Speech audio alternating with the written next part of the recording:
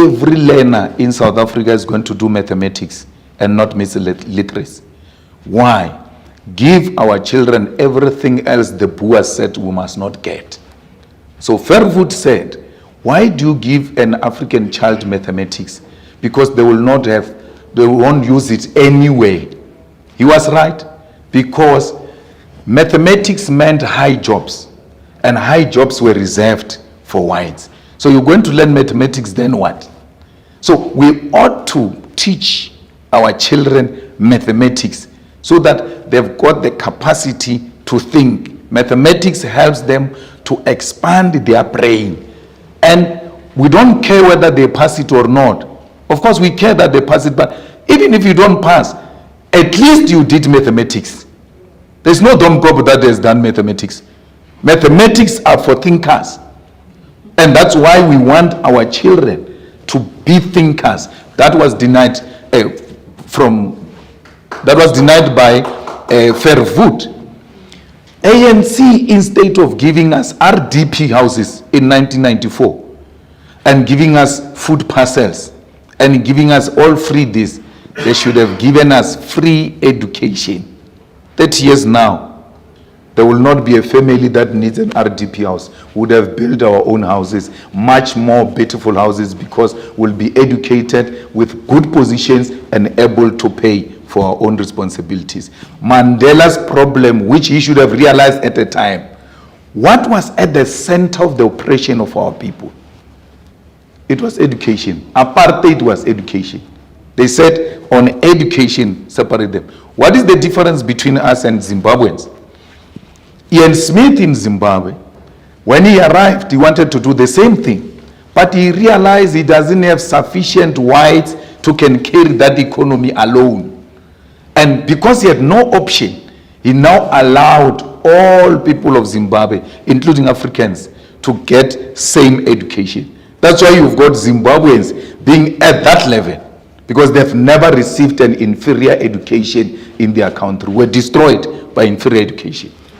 The private sector has got no role in the energy. I said to you, energy, power stations are a national security key point.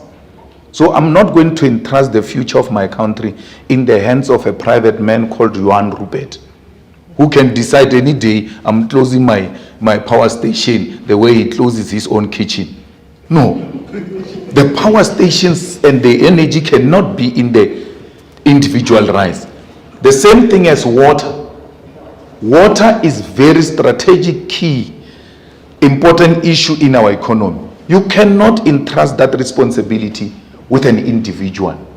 That's why the manifesto of the EFF says we will own strategic means of the economy. We don't just own everything, the saloon, the spas. We don't want such things. Anything strategic must be state-led, must be state-owned. If you have a problem with us operating Prasa, I'm amenable to listen to that debate, but I'm going to own the railway lane. Because trains, these locomotives, they can be replaced at any time. If you take them, I can get them somewhere and put them there. But the day you wake up crazy and you say you are taking your railway lane out because you don't like Malema, what alternative can I get? Because it will take me years to put a railway lane. Why would you entrust railway lanes in the hands of the private sector? But locomotives you can give to the private sector, there's no problem. There's a difference. I wouldn't think maybe entrusting entirely. I would think it's introducing competition so that the state-owned company can compete and make sure that there are efficiencies. As we see it, many SOEs have been run as monopolies, but they are failing to deliver their core mandate. That's why we're talking about the potential for private sector participation. Compete there, not on strategic sectors of the economy. You can compete on everything. Strategic sectors of the economy are owned by the state. 2, it's not true that South African state-owned enterprises failed. They were made to fail. Let me tell you, here in Prasa, they rent 10 locomotives for 50 million. Then out of 10, they take 3 to go and be operational and put 7 in a storeroom. Then 3, at the end of the financial year, that 3, obviously it can't bring us back 50 million. It brings us back 15 million. They bring that report to Parliament and say, look at what we have done. We've been renting this, operating these things. This thing is not making money. From 50, we only made 15. They are not telling you we hired 10, we operated 3. Why? Make it fail so that everybody gets angry when you say I want to privatize it. But yeah, of course. Well, how can we spend 50 million and make 15 million? They were sabotaged. They were made to fail. And at the center of that was Praveen, your former boss. Let's go to online questions. There are a couple of them. The first one is, will you make any changes on personal income tax rates, value-added tax rates, or corporate tax, and in particular, potential changes in mining tax and royalties? Well, corporate tax, we're going to make changes because we think we're not making as much as we're supposed to make because of these people who are engaged in illicit financial flows, people who are investing money in tax havens, and we ought to introduce tight laws, including tax avoidance. People say tax avoidance is not legal. Of course, it's not illegal. Your accountancy, that's your argument to do. But we don't want tax avoidance. We want everybody to pay what they're supposed to pay here in South Africa. Why do you punish the poor by increasing VAT? We want to reduce VAT from 15% to 14% because it's too heavy on the poor. Where will you make money from? We'll make money from the illicit financial flows, from corporate tax, which we are not generating sufficiently as we are supposed to be.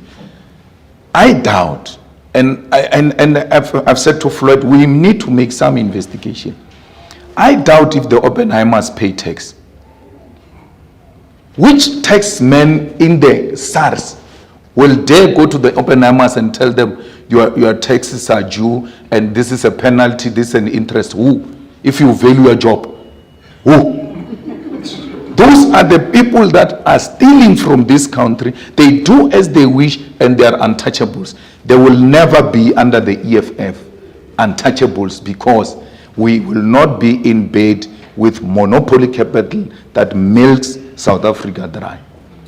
There you have it, guys. Julius Malema is usually full of these revolutionary speeches. Sometimes you wonder where he gets them from.